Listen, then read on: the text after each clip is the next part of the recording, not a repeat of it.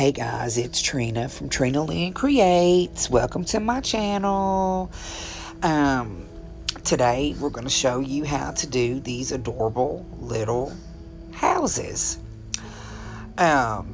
These are two Dollar Tree wooden arrows, and I have removed the hanger on them and filled the holes where the hanger was with the crack patch. And I took these tumbling tower blocks that you can get from the Dollar Tree as well and painted them with my burnt umber, of course. And now our crack patch is dry. We're going to sand it down smoothly so we can take our matte apple barrel white paint and paint both sides of our arrows. I believe I give them 2 coats apiece.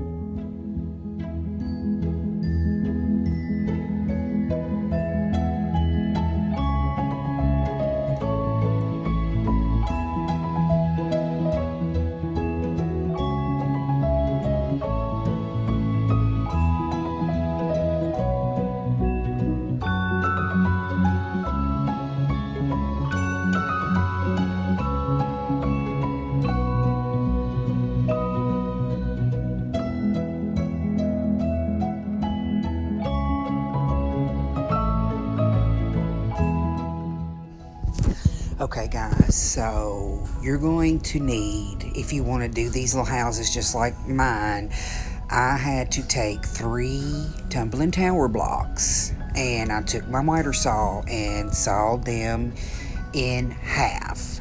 2 of the blocks were sawed in half and they were straight. 1 of the tumbling tower blocks was cut in half at an angle because those 2 are going to be our chimneys to our little houses, and you'll see what I mean. And of course we take and we paint them burnt umber as well to match.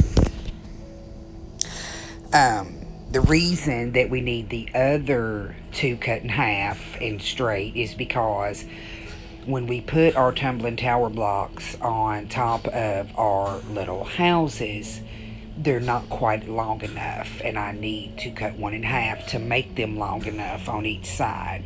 You'll see what I mean here in a second.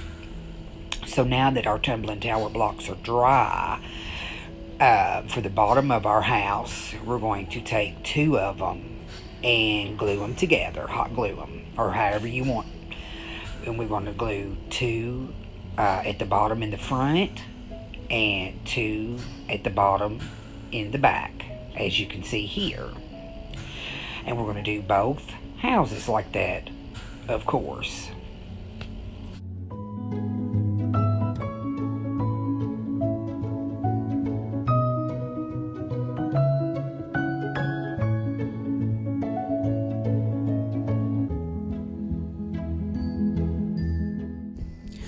Okay, now to do the roof of our house. Roof, whatever you want to call it. And I just use hot glue.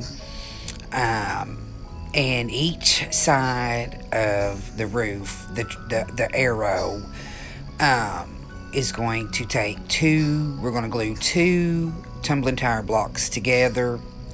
And one of the half pieces I told you we cut in half, and that's going to be one side of our roof, as you can see here.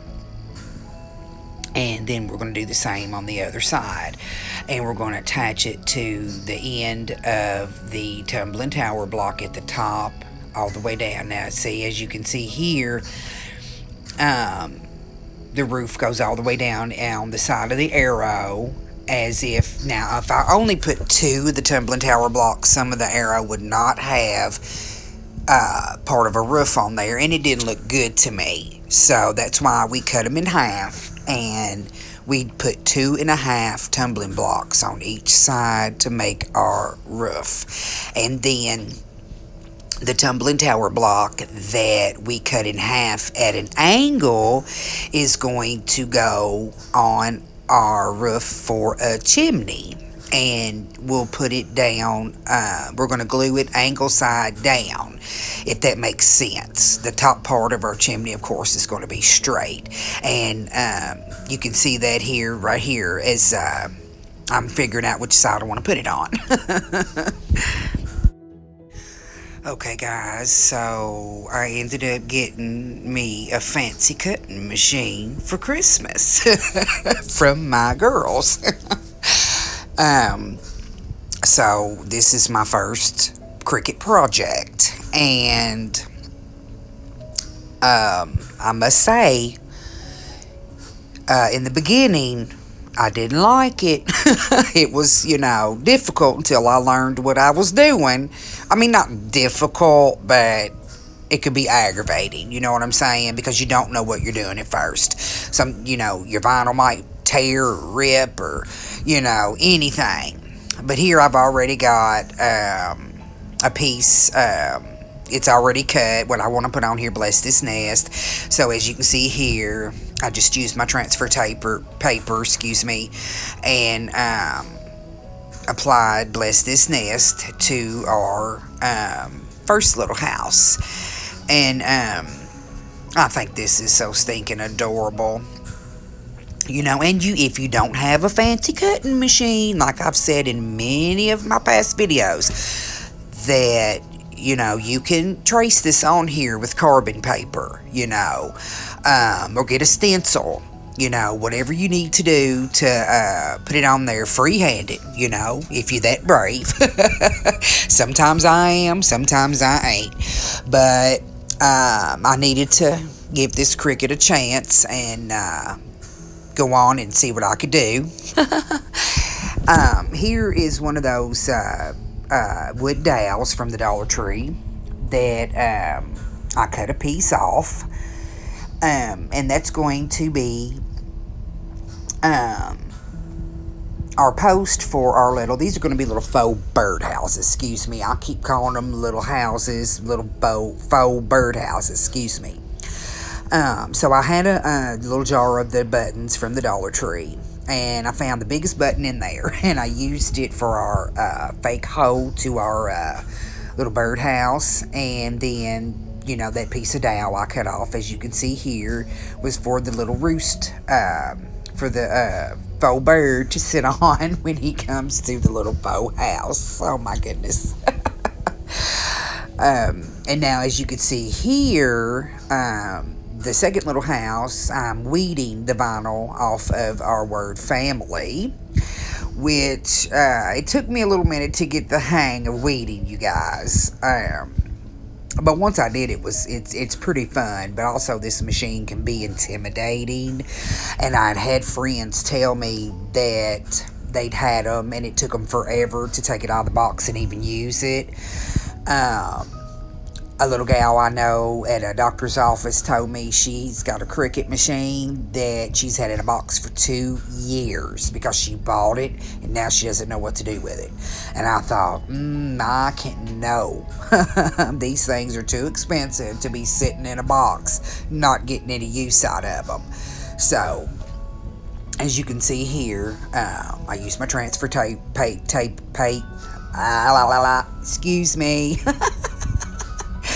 My transfer paper or tape or whatever you want to call it, and put my word family on here. And now I found me another big button, and I'm going to glue it on the house, same as the other little house, and take our little dowel. And when I cut these little dowels here I just cut them with my X-Acto knife, and then trimmed off the excess, and ended up sanding the end, because you need to sand the end so it'll sit on there straight when you glue it to your little house. And that's pretty much it. These are finished, and I had this little idea in my head for a long time. And I had also seen some of these little houses similar on Pinterest, but they were just regular little houses, not little bird houses. And I think these are adorable, just stinking cute. Let me know what you guys think. If you've done anything different. If not, that's fine. Just drop me a comment in the comments below and let me know what's up, what you think, and I hope you guys like them.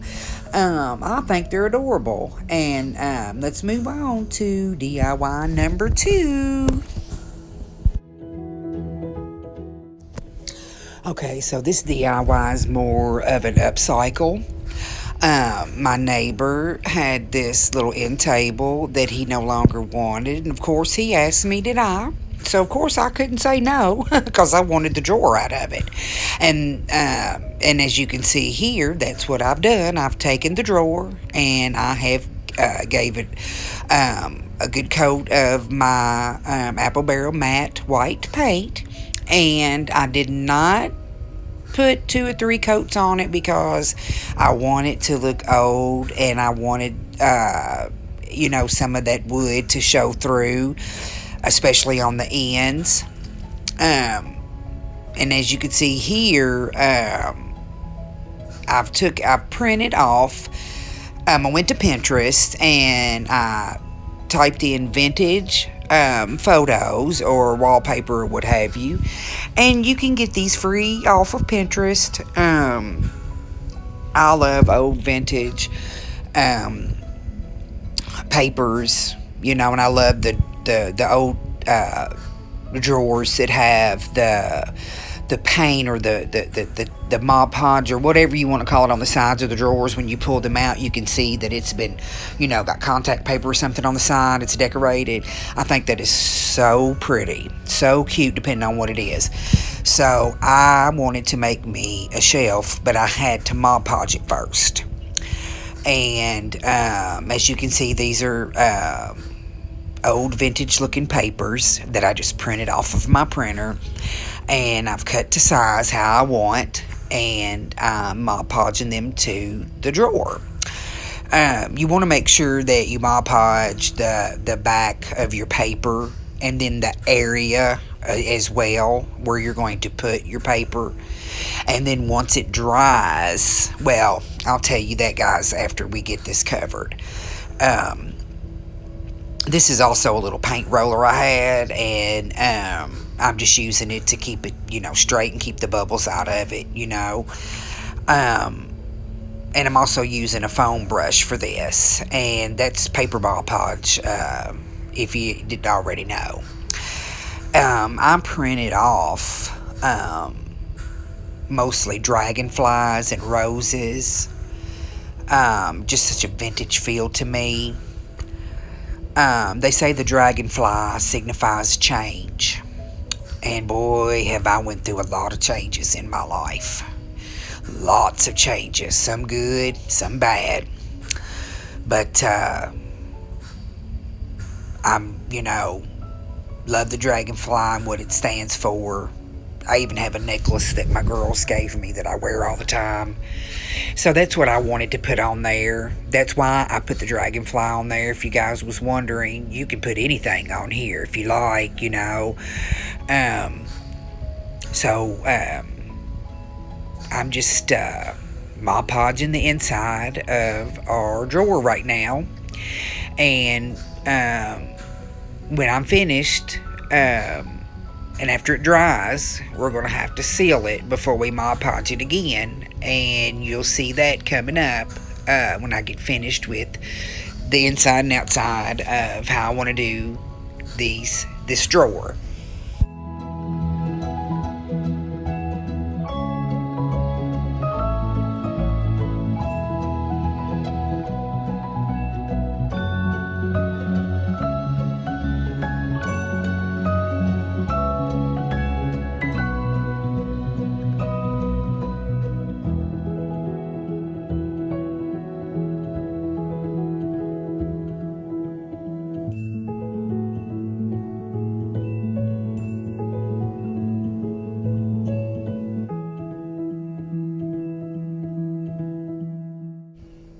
Now, isn't that beautiful? Just beautiful. And I've already done one side. So I'm gonna do the other side now. I didn't want to put you guys through that long drawn out process because let me tell you, uh, I might be a little messy, but I try to be a perfectionist sometimes, and my OCD is going to make me line this paper up straight as I can get it on this drawer. I didn't have a piece long enough, so I had to put a little piece at the end. So that's what I'm doing. And then I'll put the longer piece at the top, and you'll see, and we'll be done Mod Podging our drawer. Well, adding our paper, rather.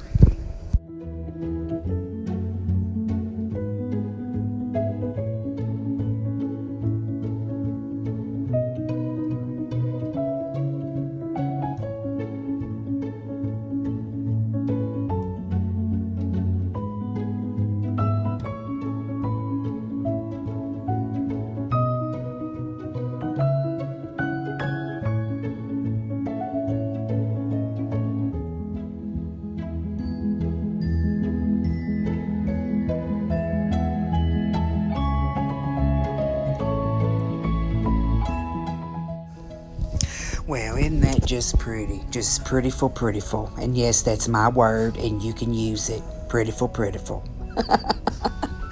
um, I decided I wanted to take a piece of those rose paper at the bottom of the dragonflies and kind of extend that out on the bottom part of our shelf drawer. Just half of it, not the whole bottom, but half of it. And that's what I'm doing here, adding our final paper, which I thought we were finished a while ago, but I forgot about this part. But anywho, that's what I'm doing here.